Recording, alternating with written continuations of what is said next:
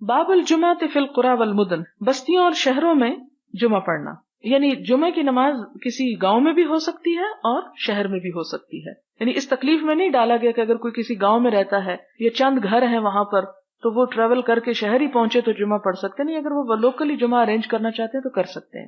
اب جیسے آپ دیکھیں ہمارے ہر سیکٹر کی مسجد میں جمعہ ہو رہا ہوتا ہے، بلکہ ہمارے ہاں تو ایک گلی میں 2 جمعے بھی ہو رہے ہوتے ہیں. حدثنا محمد بن المثنى قال حدثنا ابو عامر العقدي قال حدثنا ابراهيم بن طهمان عن ابي جمرة الضبعي عن ابن عباس انه قال ان اول جمعة جمعت بعد جمعة في مسجد رسول الله صلى الله عليه وسلم في مسجد عبد القيس بجواثة من البحرين. حضرت ابن عباس کہتے ہیں کہ پہلا جمعہ جو جمعہ ہوا مسجد نبوی کے علاوہ وہ مسجد عبد القیس میں ہوا جو جواسا کے مقام پر تھی. جواسا جگہ کا نام ہے، اور جواسا کہاں ہے؟ یہ بحرین کا علاقہ ہے، یعنی دور کا علاقہ جہاں پر الگ سے جمعہ پڑھا گیا. یعنی یہ تکلف نہیں کیا گیا کہ وہ سارے لوگ وہاں سے بھی آ کے مسجد نبوی میں ہی پڑھے. اگر یہ شرط عائد ہوتی تو ہم کو بھی ہر جمعے مدینہ جانا پڑتا.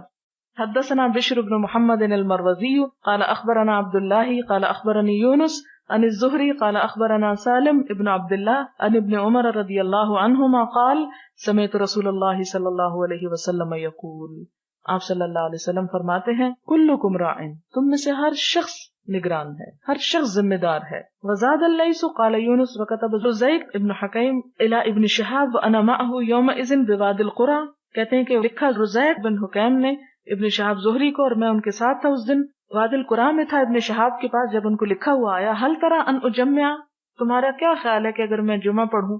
ورزیق عامل علی ارض یعملها، اور رزیق جو تھے اپنی زمین میں یعنی دور دراز علاقہ تھا، کھیتی باڑی کرتے تھے. وفیہا جماعۃ من السودان، اور ان میں کچھ حبشی لوگ تھے.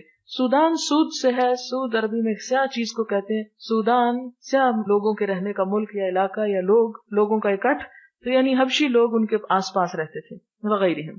ورزیق یومئذ علی ایلہ، اور رزیق ان دنوں میں ایلہ میں تھے، یعنی ایلہ کے حاکم تھے. فکتب ابن شہاب، تو انہوں نے ابن شہاب سے ایک فتویٰ پوچھا، اور ابن شہاب واد القرى میں تھے. فکتب ابن شہاب، تو انہوں نے ابن شہاب سے ایک فتویٰ پوچھا، اور ابن شہاب واد القرى میں تھے. وَأَنَا أَسْمَعُ، اور میں نے سنا، يَأْمُرُهُ أَن يُجَمِّعَ، کہ وہ انہیں حکم دے رہے تھے کہ لوگوں کو اسی علاقے میں ملا کے جمعہ پڑھ لو.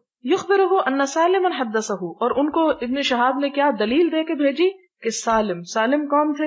عبداللہ بن عمر کے بیٹے تھے. کہ سالم حدثه ان عبداللہ ابن عمر قال سمعت رسول اللہ صلی اللہ علیہ وسلم یقول، یعنی ابن شہاب الزہری نے حدیث بھی لکھ کے بھیجی ان کے سوال کے جواب میں. کیا؟ کلکم راع وکلکم مسئول عن رعیتہ، کہ ہر شخص نگران ہے اور ہر شخص اپنی رعیت کے بارے میں پوچھا جائے گا. یہ حدیث یہاں کیوں لکھ رہے ہیں؟ ان کو بتانے کے لیے کہ جس علاقے میں تم رہ رہے ہو وہاں کے حبشی لوگ جو ہیں وہ تمہاری رعیت ہیں، تم ان کے ذمہ دار ہو، لہذا ان کو جمعہ بھی پڑھا سکتے ہو.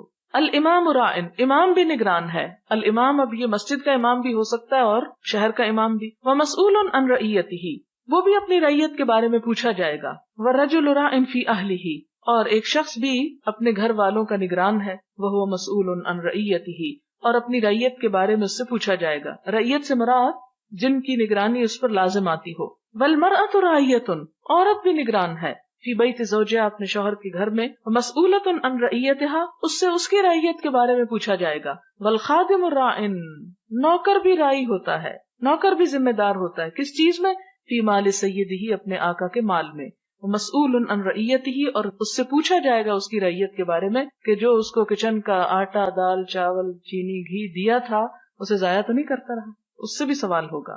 قال وحسبت ان قد قال، اور کہتے کہ میں یہ سمجھتا ہوں کہ اس نے کہا. والرجل راع فی مال ابیہ، اور ایک شخص اپنے باپ کے مال میں بھی نگران ہوتا ہے. وہو مسئول عن رعیتہ، وکلکم راع ومسئول عن رعیتہ، ہر شخص نگران ہے اور ہر شخص سے اس کی نگرانی میں دی ہوئی چیزوں کے بارے میں پوچھا جائے گا کہ ان کے ساتھ اس نے کتنی ذمہ داری نبھائی اور کتنا ان کا خیال رکھا.